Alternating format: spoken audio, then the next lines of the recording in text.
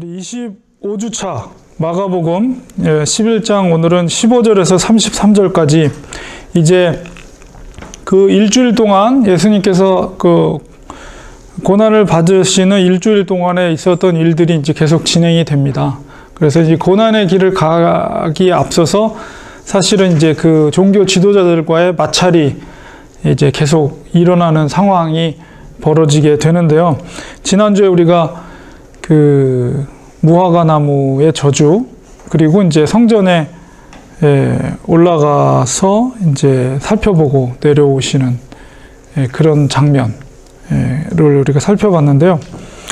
드디어 이제 예수님께서 주일날 입성하셔서 성전을 먼저 살펴보고 내려오셔서 다음날, 그러니까 월요일날 아침에 이제 무화과 시장하셔서 무화과를 보니까 열매가 없는 걸 보고 저주하시죠.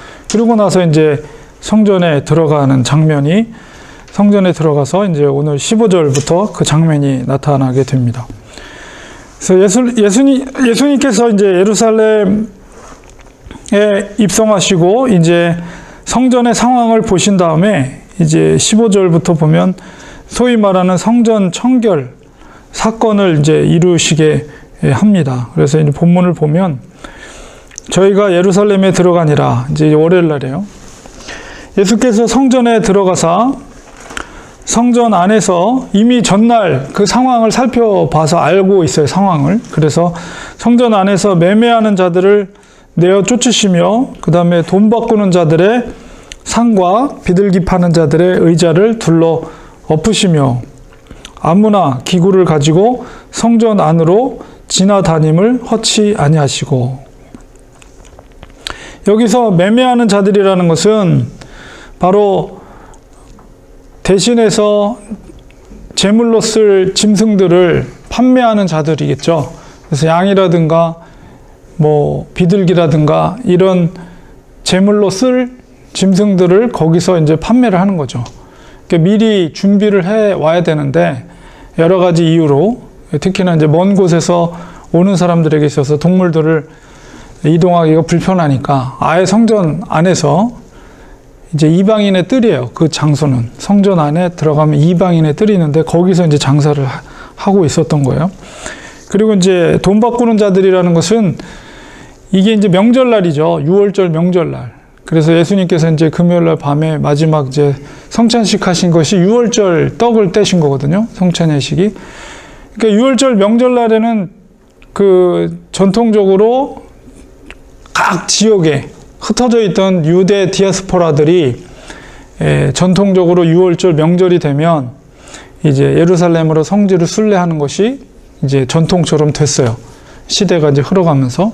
그렇기 때문에 지금 예루살렘에는 많은 유대인들이 모여 있는 상태였습니다. 그리고 이제 그 여러 각 지역에서 왔기 때문에 통용되는 이제 화폐라는 것이 이제 다를 수가 있어요. 화폐가 단위가 다르기 때문에 우리나라도 이제 한국에서 미국으로 오려면 외환은행 같은 데 가서 이제 바꾸잖아요, 돈을. 그런 것처럼 이제 통용되는 화폐가 다르기 때문에 그것을 이제 성전에서 쓸 수 있는, 그래서 재물을 살 수 있는 돈으로 화폐로 이제 바꾸는 거죠. 대신에 뭐 바꾸면서 뭔가 거기에 이자를 좀 더 붙여가지고 바꾸곤 하겠죠. 그리고 이제 재물을 판매하는 자들도 이제 뭔가 웃돈을 붙여가지고. 근데 그게 모두가 다 바로 그 종교 지도자들이랑 결탁이 돼 있는 거예요. 성전에서 판매를 하기 때문에 그 성전에 기득권을 갖고 있었던 세력들이 제사장들이죠. 그런 사람들의 다 허락하에 그것이 판매하는 일들, 그 다음에 환전하는 일들이 다 이제 암묵적으로 행해지게 된 것이죠. 그래서 예수님께서 그 상들을 다 엎어버리고 아무나 기구를 가지고 성전 안으로, 이제 이방인의 뜰에서 그 안으로 들어가서 이제 성전 안에 들어갔을 때 거기서 이제 제사 제도를 하는데 제사를 드리지 못하도록 예수님이 막으신 거죠. 그리고 이제 구약의 말씀을 인용하십니다. 17절에 이에 가르쳐 이르시되 기록된 바 내 집은 만민의 기도하는 집이라 칭함을 받으리라고 하지 아니하였느냐. 이것은 바로 이사야서 56장 7절에 있는 말씀을 예수님께서 인용하신 거고요. 너희는 강도의 구려를 만들었도다. 이 말씀 바로 예레미야 7장 11절의 말씀을 이제 인용하신 것입니다. 그래서 이제 연구하기 질문 속에 제가 이 본문, 예레미야에 있는 본문을 읽어보고 그것에 대해 살펴보도록 할 텐데요. 그 구약의 말씀을 통해서 뒤집어 엎고 거기에 있는 사람들한테 그 가르침을 준 거예요. 그리고 이제 대제사장들과 서기관들이 이 소란이 있는 것을 듣고서는 예수를 어떻게 멸할까 하고 꾀하니, 이제 뭐 그 전부터 예수를 죽일 작정을 하고 있었지만 이제 핵심적인 성전에까지 와가지고 그런 일들을 행한다는 소식을 듣고 이 대제사장들과 서기관들이 이제 어떻게 예수를 죽일까, 이제 본격적으로 그 머리를 이제 쓰기 시작한 것이죠. 그래서 무리가 다 그의 교훈을 기이 여김으로 그를 두려워함일러라. 이 권세, 이제 권세에 대한 언급을 이제 뒷부분에서 언급을 할 텐데, 그 예수님의 이러한 권세는 바로 하늘로부터 비롯된 것이죠. 그렇기 때문에 그 교훈을 들었을 때 사람들이 두려움이 느껴졌어요. 그 속에 이제 힘이 실려 있는 것을 깨닫고, 사실 예수님의 말씀이 다 맞는 말씀이잖아요. 그 말씀 속에서 성전에서 그런 행위를 하는 것은 합당치 못하니까. 그래서 매양 저물매 저희가 성 밖으로 나가더라. 그러니까 이제 굉장히 오랫동안 머물러 계셨던 것 같아요, 성전에. 그리고선 이제 월요일날 저녁에 이제 성 밖으로 이제 나가게 됐습니다. 그 베다니로 내려가셨겠죠. 이제 성전 청결 사건, 이것을 우리가 생각할 때 우리가 어떻게 이해를 해야 되냐라고 했을 때, 앞에 있었던 또 샌드위치 기법으로 마가가 이 사건을 기록한 거예요. 바로 무화과, 저주한 무화과 나무 사건과 이제 20절에 그 저주받은 무화과가 이제 마른 것을 보게 되는데, 그 사이에 이 성전 청결 사건이 들어가 있는 것이거든요. 그래서 이 무화과 나무의 저주의 사건과 이 성전 청결의 사건과 굉장히 밀접한 관계가 있는 것입니다. 이 사건의 의미는 바로 사실 성전이라는 거룩한 곳이며 이스라엘 백성들이 당연히 영적인 열매를 맺어야 하는 때에도 불구하고 열매를 맺지 못한 무화과 나무처럼 이 이스라엘 백성들이 이제 열매 맺지 못하는, 오히려 그 성전, 거룩한 성전에서 매매를 행한 것, 그것은 사실은 그 매매를 하는 당사자가 문제가 아니라 그것을 허용하고 성전 안에서 그런 일들을 행함으로 인해서 경제적인 이득을 취한 종교 지도자들이 문제죠. 그들을 향해서 성전 중심의 시대는 이제 종말이 고할 것을 상징적으로 표현한 사건이다, 이렇게 이해할 수가 있습니다. 그러니까 무화과 나무가 마른 것도 역시 동일한 거예요. 동일한 의미를 가지고 있는 거예요. 상징적인 사건이라고 말할 수가 있어요. 그래서 예수님을 중심으로서 이제 영적인 이스라엘 백성, 혈통적인 이스라엘이 아니라 영적인 이스라엘 백성의 새로운 성전 생활이 시작될 것이다.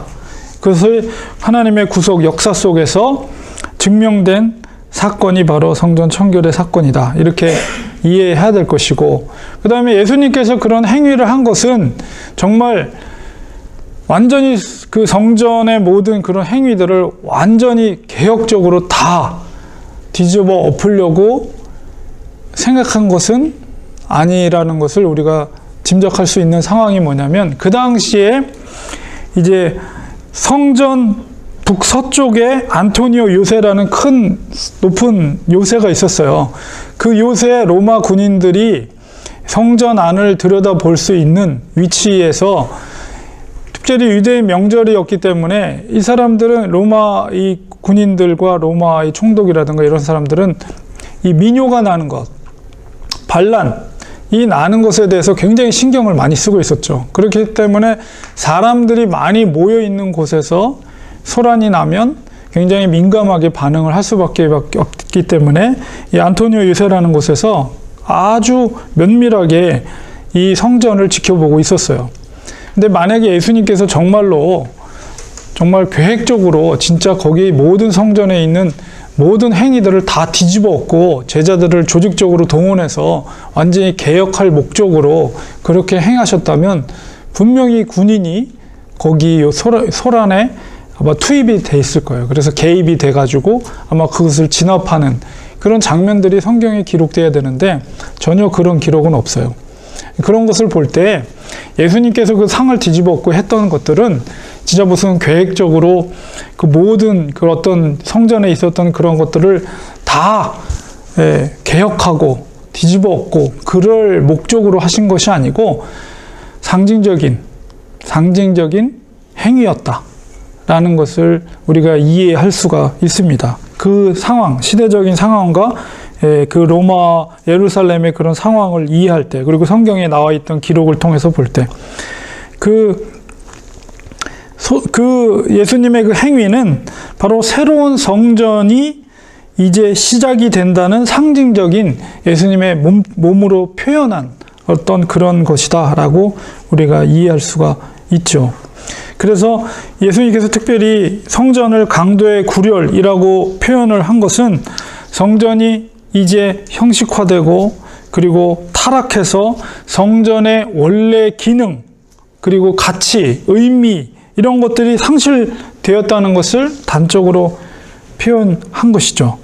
그리고 성전의 기능의 상실은 매매 행위를 한 상인들에게 때문에가 아니라 종교 지도자들이 정말 두려워할 것은 정말 하나님인데 하나님으로부터 부임받은 그 성전에서의 거룩을 유지하고 거룩한 예배를 드리는 것에 대해서 그들이 그 본질적인 것을 포기한 거나 마찬가지죠. 왜냐하면 거짓된 죄사함. 그러니까 종교 지도자들은 사실은 하나님을 두려워한 것이 아니라 로마 정부 아니면 국민들, 백성들을 두려워하거나 혹은 자기들의 어떤 경제적인 유익을 위해서 그런 상황 속에서 이런 행위를 한 것이기 때문에 그 제사라는 것은 거짓된 제사죠. 거짓된 예배고 그것에 대해서 예수님께서 화가 나신 거예요. 이 성전에서 이루어져야 될 거룩한 예배와 거룩한 제사함이 이루어져야 됨에도 불구하고 그것을 하나님으로부터 그 소임을 부여받은 종교 지도자들이 썩어버린 거죠. 그것에 대해서 하나님이 진노하신 거예요. 예수님께서. 그 전체적인 것들을 우리가 이해하면서 그 다음에 이제 저주받은 무화과 나무와 주님의 가르침에 대해서 우리가 본문을 살펴보겠습니다. 저희가 아침에 지나갈 때 이제 하루가 지나갔어요. 이제 월요일 날을 하고 이제 화요일 날 아침이 된 거죠. 화요일 날 아침에 지나갈 때 무화과 나무가 뿌리로부터 마른 것을 보고 베드로가 생각이 나서 여짜오되 랍비여 보소서 저주하신 무화과 나무가 말랐나이다. 예수님께 그렇게 이제 그 저주한 무화과 나무가 말랐다는 것을 알려드렸어요. 그러니까 베드로의 의도는 저게 왜 말랐을까요? 스승님. 그것에 대해서 예수님이 그것에 대해서 설명을 해 주셔야 되는데 예수님께서는 베드로의 그런 질문에 대해서 전혀 다른 말씀들을 하십니다. 예수께서 대답하여 저에게 이르시되 하나님을 믿으라. 처음으로 제자들에게 하는 말은 하나님을 믿으라. 이 말씀을 하시고 그 다음에 23, 24, 25절에 내가 진실로 너에게 이르노니 누구든지 이 산더러 들려 바다에 던지려 하며 그 말하는 것이 이룰 줄 믿고 마음에 의심치 아니하면 그대로 되리라. 첫 번째 말씀하시는 것은 믿음에 대해서 얘기를 하고 있어요. 예수님께서. 그 다음에 두 번째는 그러므로 내가 너에게 말하노니 무엇이든지 기도하고 구하는 것은 받은 줄로 믿으라. 그리하면 너희에게 그대로 되리라. 하면서 두 번째는 기도에 대해서 말씀을 하시고 세 번째는 서서 기도할 때 아무에게나 혐의가 있거든 용서하라. 그리하여 하늘에 계신 너희 아버지도 너희 허물을 사하여 주시리라 하셨더라. 용서에 대해서 세 번째는 말씀을 하고 있습니다. 무화과 나무 뿌리가 마른 것에 대해서 제자 베드로가 물어봤는데 예수님께서는 믿음과 하나님을 믿으라 그러면서 믿음과 기도와 용서에 대해서 말씀을 하세요. 그러니까 표면적인 가르침은 바로 믿음과 기도와 용서, 이 가르침이지만 그 이면적인 이 말씀의 가르침은 뭐냐면 성전에 다 연결이 돼 있는 거예요. 지금 무화과 사건과 성전 청결 사건과 지금 예수님의 이 교훈의 말씀은 다 연결이 돼 있는 거예요. 그래서 그 이면적인 교훈은 뭐냐면 성전의 심판으로 말미암아 야기될 새로운 영적인 원리와 질서에 대한 가르침을 주고 있는 거예요. 지금 믿음에 대해서, 기도와 용서에 대해서 말씀하시는데, 그래서 처음에 언급된 믿음, 산을 옮기는 이 말씀은 사실 구약에서 산을 옮기는 것은 하나님 자신만이 할 수 있는 일로 표현이 돼 있어요. 그래서 제가 그 구체적인 그 근거가 되는 요절들을 제가 기록을 해놨습니다. 여러분이 시간 되실 때 그걸 한번 찾아보시면 산을 옮기는 행위는 하나님만이 하시는 일들이에요. 출애굽기 19장 18절, 욥기 9장 5절에 6절, 시편 68절에서 8절, 시편 90편 2절, 예레미야 4장 24절, 나홈 1장 5절, 이런 내용들을 보면 하나님께서 산을 옮기는 것, 그리고 산이 옮겨지는 것은 종말의 때에 이루어질 사건으로 또한 구약 성경에는 기록이 되어 있습니다. 시편 6절 2절, 이사야 40장 4절, 49장 11절, 에스겔 38장 20절, 미가 4장 1장 4절, 하박국 3장 6절, 스가랴 14장 1절 4절 보면 종말론적인 사건 속에서 산이 무너져 내리고 산이 깎아지고 이런 표현들이 되어 있거든요. 근데 성전이 무너지고 새로운 성전이 질 때 바로 이런 일들이 이루어진다는 것은 너무 놀라운 일이죠. 근데 예수님께서 그런 교훈을 주고 있어요. 그리고 또한 이 표현은 바로 예수님께서 3일 만에 죽으시고 예수님께서 지으실 새로운 영적인 성전을 표현하는 거예요. 예수님께서 새롭게 세우실 하나님의 나라, 그때가 되면 이런 일들이 이루어질 수 있다는 거죠. 그 다음에 유대인들은 성전을 특별히 기도의 처소로 간주했어요. 사무엘상 1장 1절에서 28절, 열왕기상 8장 27절 30절, 열왕기하 19장 14절 33절, 요나서 2장 7절, 이사야 56장 7절. 성전은 기도하는 처소. 이 성전은 기도의 처소라고 그랬고 예수님도 그렇게 표현을 하셨죠. 그리고 또한 이 성전은 기도의 처소일 뿐만 아니라 백성들을 용서해 주는 처소입니다. 열왕기상 8장 27절에서 53절에. 그러니까 이 성전과 연결되어 있는, 그러니까 예수님께서 믿음과 기도와 용서에 대해서 말씀하셨는데 성전에서 이루어질 일들이에요. 성전에서. 근데 그 지금 있는 성전은 무너진다는 거예요. 무너지고 예수님께서 새로운 계획 속에서 바로 예수 그리스도의 죽으심을 통해서 3일 만에 새롭게 지어질 성전에서 이루어질 일들에 대해서, 그 새로운 성전에서 이루어질 일들에 대해서 예수님께서 가르침을 주고 있는 것이죠. 그래서 예수님께서 제일 먼저 제자들에게 요구한 것이 하나님을 믿으라 라고 요구하고 있는 거예요. 하나님을 믿으라. 바로 이런 일들이 예수님을 통해서 이루어질 것을 예수님은 말씀하신 것이고, 그 다음에 무화과 나무가 마른 사건은 바로 그 타락한 성전, 원래 거룩한 역할을 감당해야 될 그 성전, 그리고 이스라엘의 그런 영적인 상태 속에서의 성전은 이제 뿌리채 근본부터 마르게 된다. 예수님께서 성전을 허물라 라고 하신 말씀과 다 연결이 되는 말씀이라고 할 수가 있어요. 그래서 마가가 이렇게 기록한 것은 바로 그런 의도가 있는 거죠. 마가가 하나님의 나라가 어떤 나라인가를 우리에게 가르쳐주고 있는 거예요. 그래서 예수님께서 그런 교훈들을 먼저 제자들에게 하고 있는 것입니다. 그 다음에 이제 권위에 대한 논쟁이 이제 이어집니다. 11장 27절에 33절까지. 저희가 다시 예루살렘에 들어가니라. 그러니까 예수님께서 예루살렘에 입성하고 계속 연속 3일째 성전으로 계속 들어가세요. 물론 여기에 기록되어 있지 않지만 주님께서도 성전에서 예배를 드렸겠죠. 기도를 하고. 그런 것들은 기록되어 있지 않지만 예수님이 고난을 받고 십자가에 돌아가시는 그 과정 속에서 중요한 그런 사건들을 마가는 기록하고 있습니다. 저희가 다시 이제 화요일 날도 또 들어갔어요. 주일 날 입성하셔서 성전에 먼저 들어가셨고, 이제 월요일 날 성전 청결 사건 이루시고 저녁에 베다니로 내려오셨다가 또 화요일 날 다시 이제 성전으로 들어갔어요. 그래서 성전에서 예수께서 성전에 걸어다실 때에 대제사장들과 서기관들과 장로들이 나와 이제 그런 모든 과정들을 다 보고를 받았겠죠.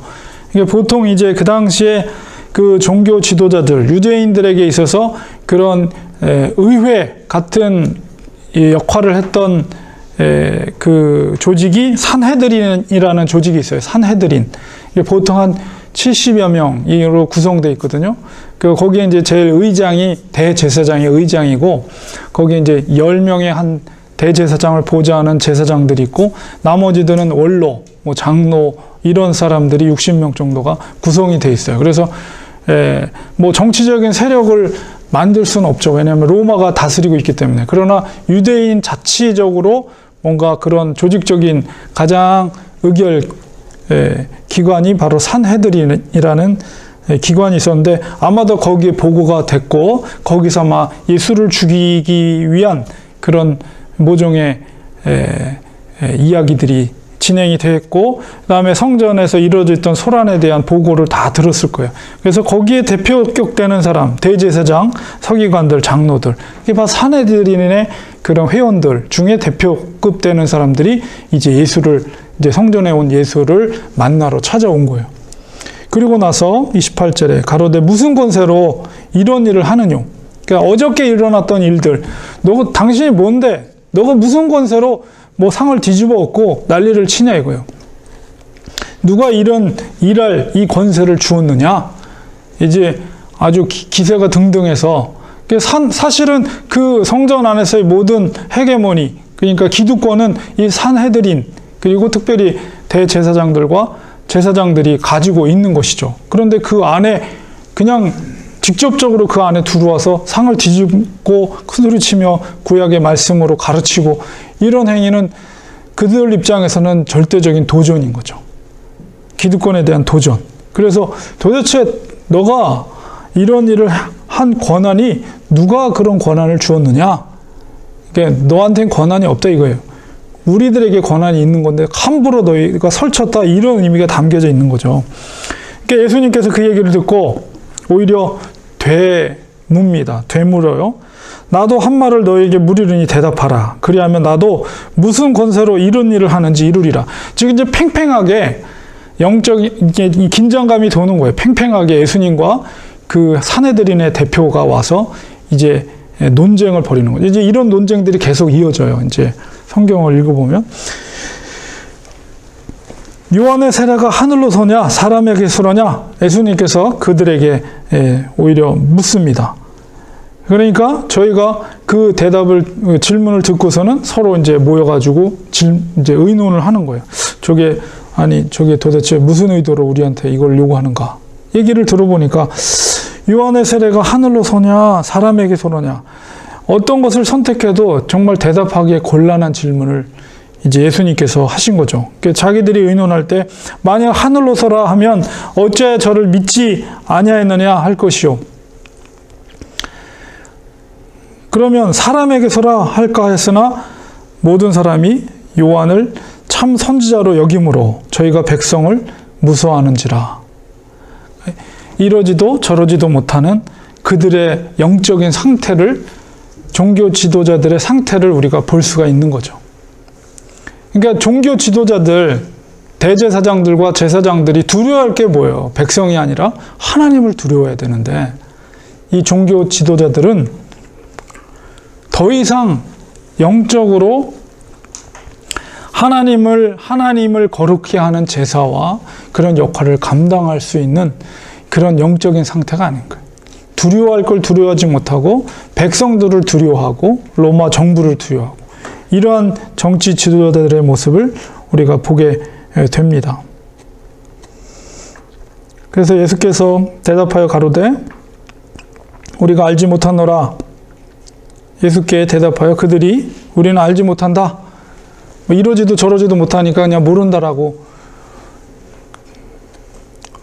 청문회에서 요즘 시대 속에서도 잘 모르겠는데요. 그 뭔가 대답할 게 없으면 그렇게 얘기하잖아요. 잘 모르겠는데요. 기억이 안 나는데. 이 사람들도 그렇게 종교지도자들도 그렇게 대답하는 거예요. 아 모르겠는데 이렇게 대답을 한 거죠. 그러니까 예수님께서 더 이상 그들에게도 자기가 무슨 권세로 이런 일을 하는지 너희에게 이르지 아니하리라 이렇게 말씀하세요. 근데 예수님께서 이 말씀 속에는 내가 바로 하늘로부터 요한의 세례가 하늘로부터 온 것임을 모든 사람들이 알고 있기 때문에 바로 은연중에 대답을 하신 거예요. 내가 하늘로부터 권세를 받아서 이 일을 행한다는 것을 은연중에 요한의 세례로부터 대답을 하신 것입니다. 이 종교 지도자들의 이런 모습, 백성들을 두려워하는 이 모습 속에서 이 대답은 이 종교 지도자들의 우리가 알지 못한다는 대답은 두 가지 의미가 담겨져 있으니까. 자, 그들이 회피하기 위해서 이야기하고 있지만은 바로 예수님이 누구인지, 그리고 예수님이 새롭게 지어질 성전이 무엇인지, 예수님이 이제 고난받고 죽으심, 십자가에서 죽으심의 의미가 무엇인지 이 종교 지도자들은 전혀 알지 못한다는 거예요. 그런 중의적인 의미가 이 표현 속에는 담겨져 있는 것이죠. 그리고 얼마나 그들이 영적인 무지 속에 있는가를 우리는 그들의 대답 속에서 우리가 알 수가 있습니다. 아마 마가는 아마 그런 의미를 의도적으로 더 이 사건 속에서 표현한 것이라고 볼 수가 있습니다. 그래서 예수님께서 지으실 새로운 성전과 하나님의 나라에 대해서 이제 그 저주받은 무화과 사건과 성전 청결 사건, 그리고 이 권위에 대한 논쟁, 이런 것들이 다 연결이 되어 있는 것이라는 것을 우리가 알 수가 있습니다. 생각해 보기 두 가지 질문을 제가 준비를 했는데요. 첫 번째는 예레미야서 7장 1절에서 11절을 우리가 한번 살펴보고요. 예수님께서 성전에서 왜 상을 없는 행위를 했는가? 우리가 한번 예레미야서에 있는 그 말씀을 한번 읽어보고 가장 거룩해야 할 성전이 타락하는 것은 왜일까요? 그리고 오늘날 교회도 그렇게 될 수가 있을까요? 이런 거를 제가 질문을 만들어 봤습니다. 그리고 두 번째는 종교 지도자들이 백성을 두려워했다는 것을 통해서 그들의 타락상을 단적으로 볼 수 있습니다. 종교 지도자들이 두려워해야 될 대상은 하나님입니다.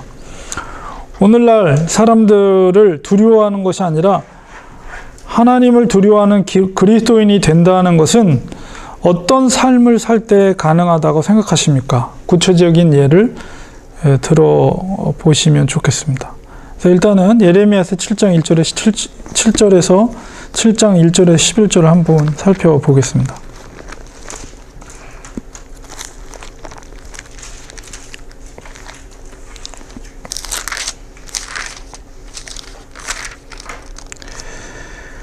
예레미야 7장 1절에서 11절 제가 읽어드릴게요. 1061페이지.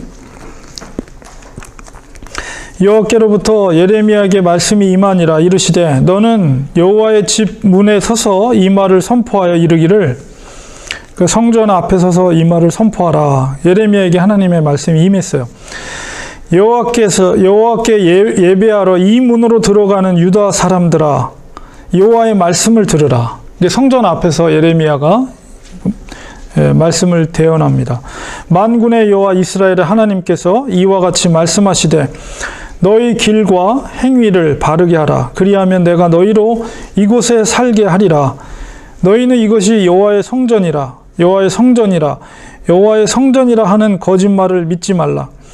너희가 만일 길과 행위를 참으로 바르게 하여 이웃들 사이에 정의를 행하며 이방인과 고아와 과부를 압제하지 아니하며 무죄한 자의 피를 이곳에서 흘리지 아니하며 다른 신들 뒤를 따라 화를 자초하지 아니하면 내가 너희를 이곳에 살게 하리니 곧 너희 조상에게 영원 무궁토록 준 땅이니라.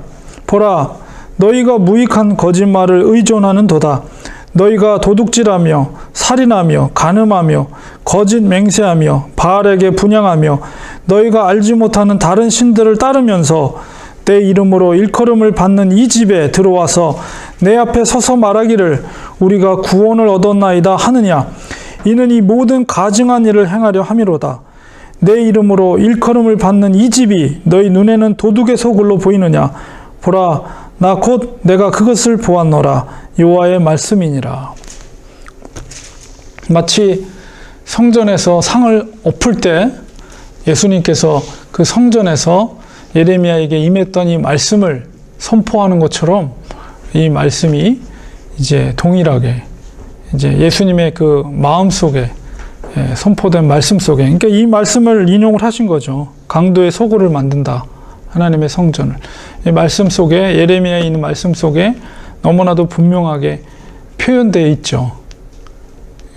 성전에 예배하러 올라오는 자들의 모습. 이게 어떤 의미입니까, 이게?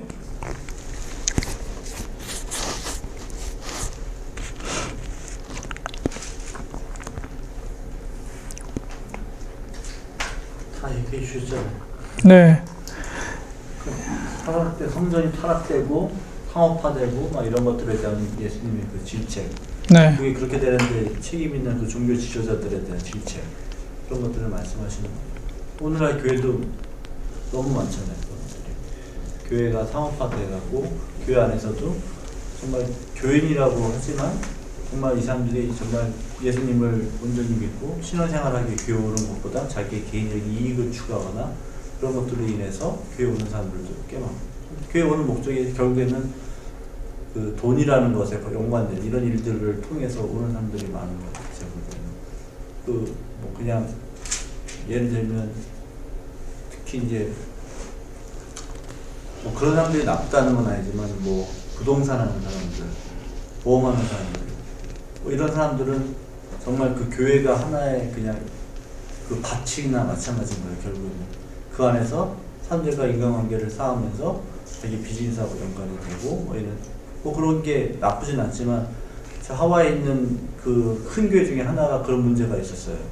목사님이 이제 집을 사시는데 어느 부동산 에이전트랑 샀느냐가 문제가 되는 거예요.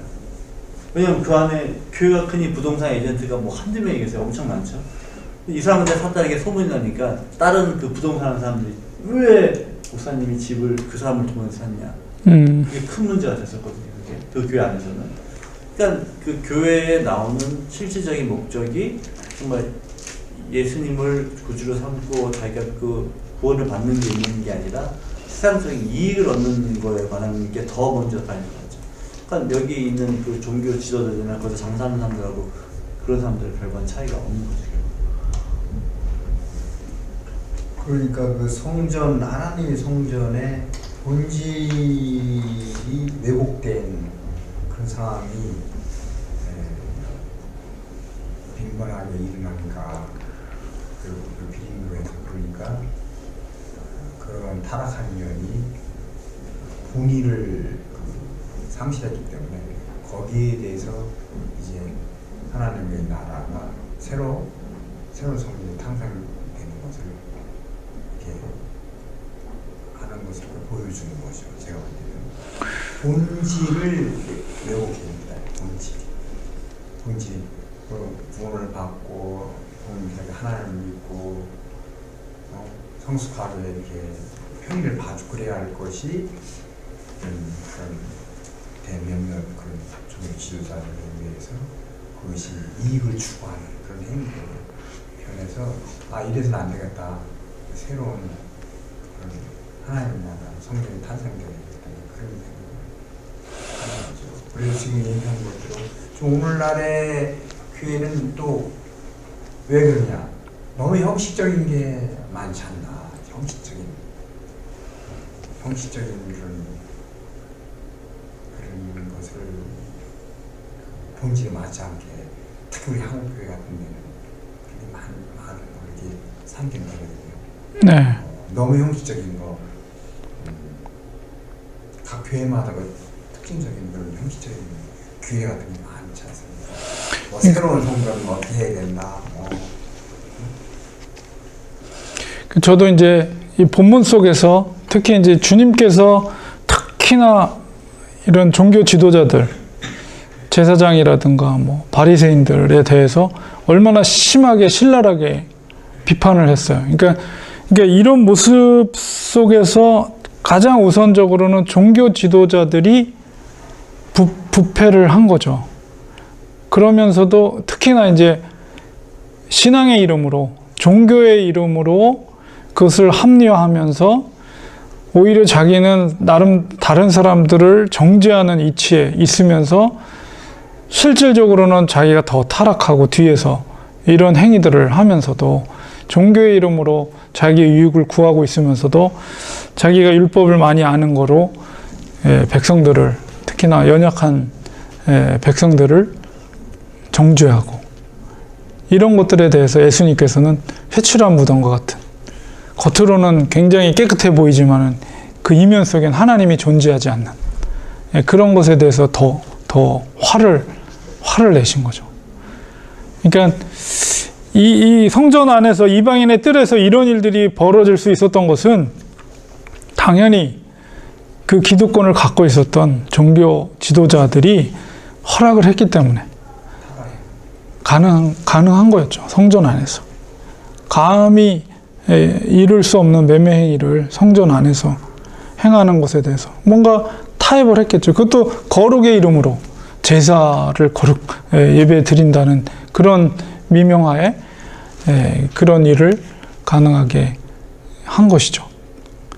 그러나 그 중심을 볼 때, 종교 지도자들의 중심을 볼 땐 진짜 그 하나님을 두려워하지 않고 백성들의 눈치나 보는 그런 모습 속에서 정말로 그들이 얼마나 순수하지 못하고 타락해 있는가를 우리가 볼 수가 있고, 예수님이 결국 죽은 것도 자기들의 기득권에 대한 도전, 그것을 참을 수가 없는 거죠.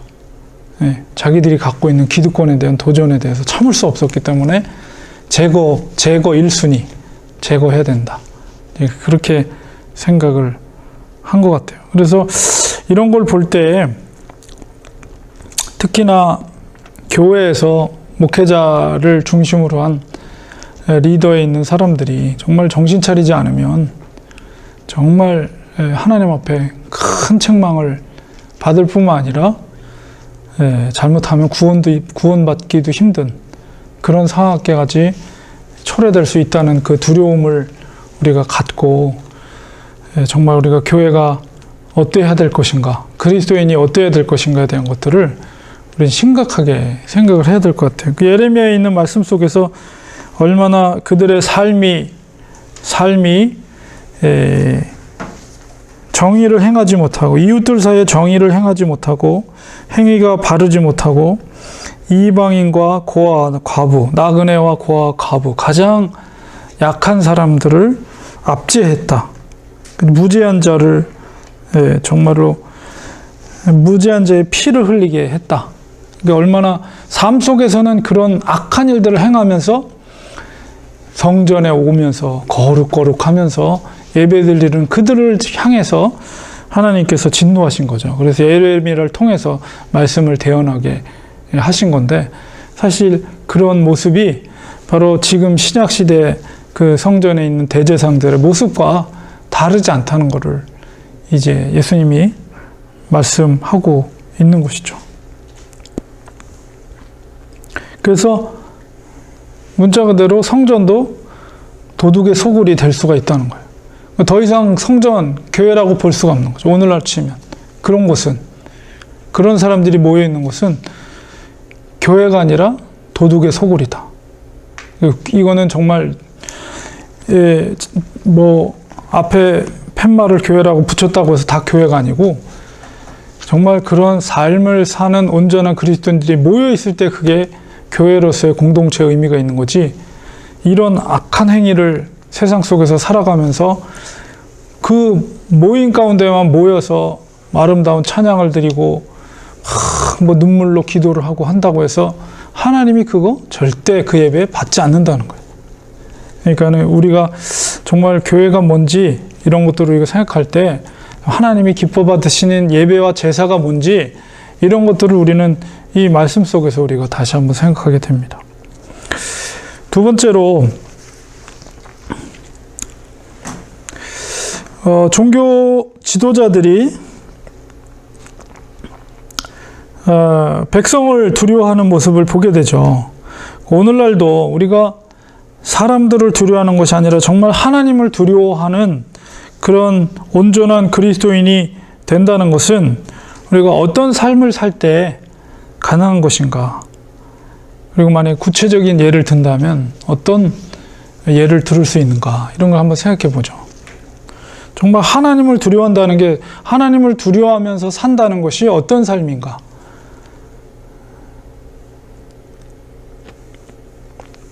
왜 우리가 하나님을 두려워해야 되나요?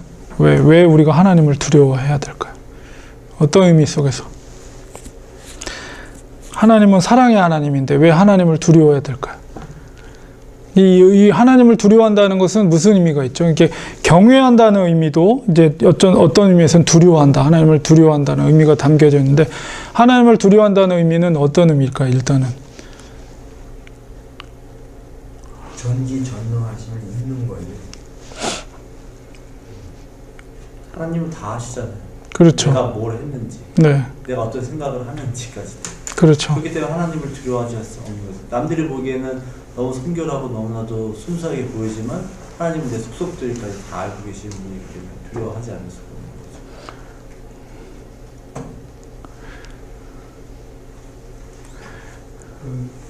두 번째로 생각해 문제 보면 종교 지도자들에게 대한 말씀이 나오는데, 백성을 두려워해야 되는 거 보면 오늘날로 같으면 이런 게 아닐까 싶어요. 그리고 이렇게 교회를 다니면서 이렇게 좀 좋지 않은 면을 이렇게 보면 네게티브, 교회라는 데가 이게 타락하는 게 한꺼번에 타락하는 것이 아니고 결국은 세상의 것이 들어와가지고 조금씩 해가지고 이렇게 결탁을 한다 그러나 이렇게 컴프로마이즈를 하는 것 같아요. 세상에. 그러니까 하나님을 두려워하기보다 사람의 그 말에, 예를 들어서 세상적인 권위를 가지신 분들이, 특별히 그런 분이 들어와서 얘기하고 그러면 이 종교 지도자들이 바르게 가르칠 수 있는 그 기회를 잘 못하시는 경우를 많이 봤어요.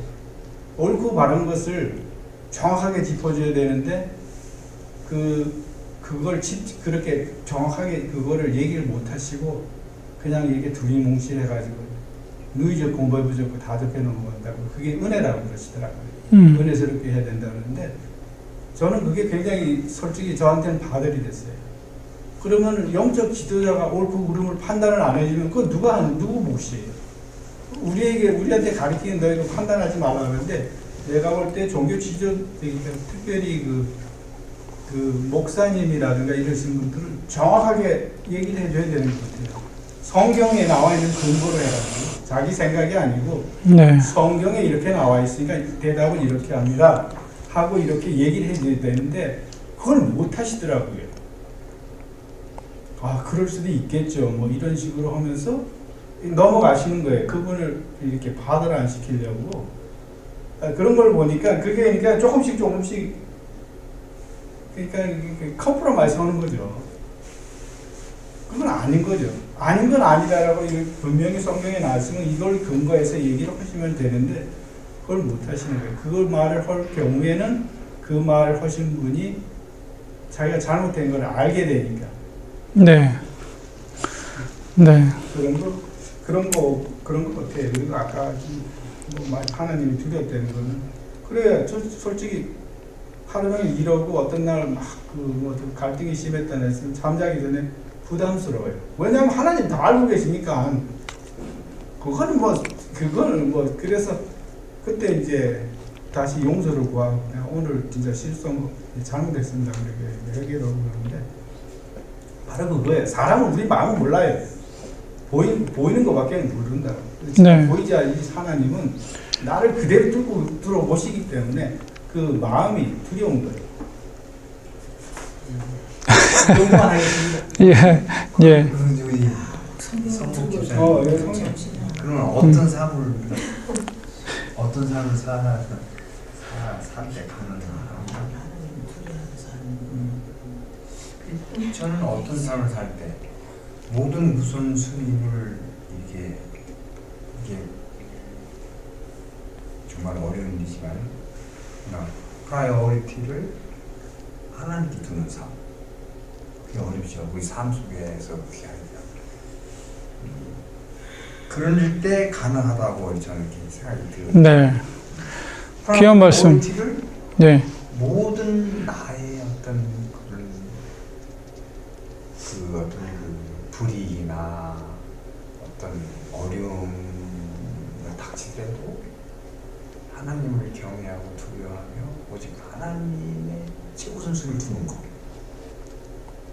그런 사람, 그런 삶을 살 때 가능하다고 그러는데 정말 그게 참 그런 사람은 저도 존경해요. 그런 사람 보면 존경하고 싶고 왜냐면 내가 잘 못하니까. 네. 그런 분을 주위에서 아직까지 거의 제가 이렇게 저 사람이라고 아주 느껴본 일은 아주 없거든요. 네버. 아직까지는. 근데 이제 앞으로 나오겠죠. 앞으로 나오겠지만 아직까지 그런데 그런 걸 할 때 굉장히 그를 숭고하고 정말 멋진 삶을 정말 리얼 참 그리스도인이구나라는 생각이 들 것 같아요. 네. 물론 저도 중요한 말씀 하셨습니다. 우리가 정말 모든 판단이나 어떤 가치를 추구할 때 하나님 중심, 하나님 우선적인 삶을 사는 것. 그러니까 하나님이 우리에게 요구하시는 건데 우리가 실제적으로 그렇게 못하니까 이제 그런 모습을 보입니다. 그래서 정말 우리 눈에는 보이진 않지만 하나님께서 존재하시며 또 우리와 함께 하신 분이라는 것을 매 순간마다 인정하고 분명히 하나님이 기뻐하시는 선택, 삶이 있거든요.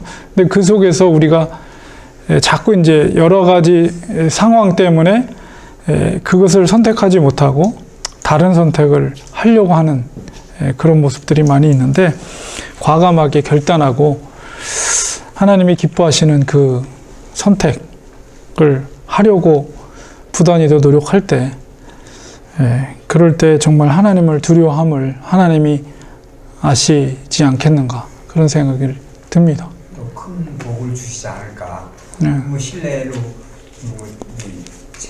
책이라든가 인터넷이나 그런 걸 읽은 기억이 있어요. 그런 실제로. 근데 제가 주위에서는 아직 못해요.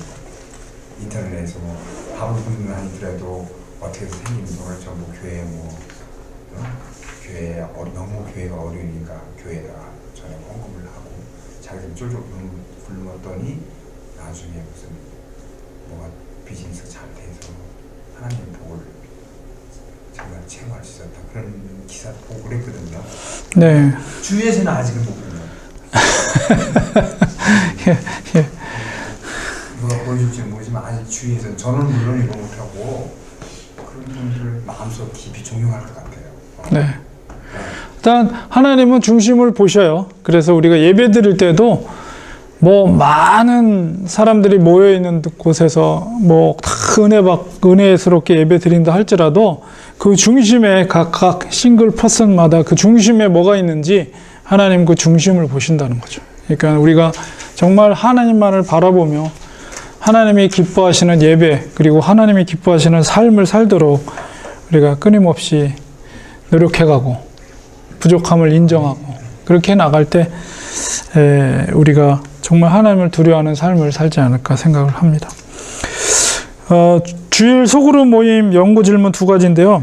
이제 12장으로 넘어갑니다. 다음 주에. 근데 12장 1절 9절에 거기에 이제 그 비유, 예수님의 비유가 있거든요.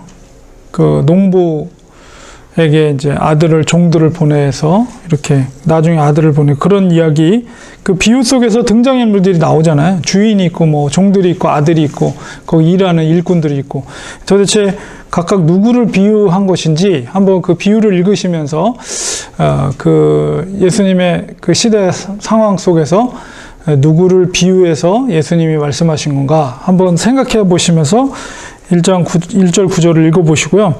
그 다음에 이제 10절, 11절에 이제 버린 돌이 모퉁이 돌이 되었다. 이 말씀을 하세요. 이제 돌에 대한 비유를 하시는데, 이 모퉁이 돌이 되었다는 의미가 뭔가, 그리고 어떤 건물, 모퉁이 돌이라는 것은 어떤 건물의 모퉁이 돌일 거 아니에요? 그래도 어떤 건물을 말씀하시는 건가, 이런 거를 한번 생각해 보시면서 그 부분을 한번 읽어 보시면 좋겠습니다. 오늘은 여기까지 하겠습니다. 기도하겠습니다.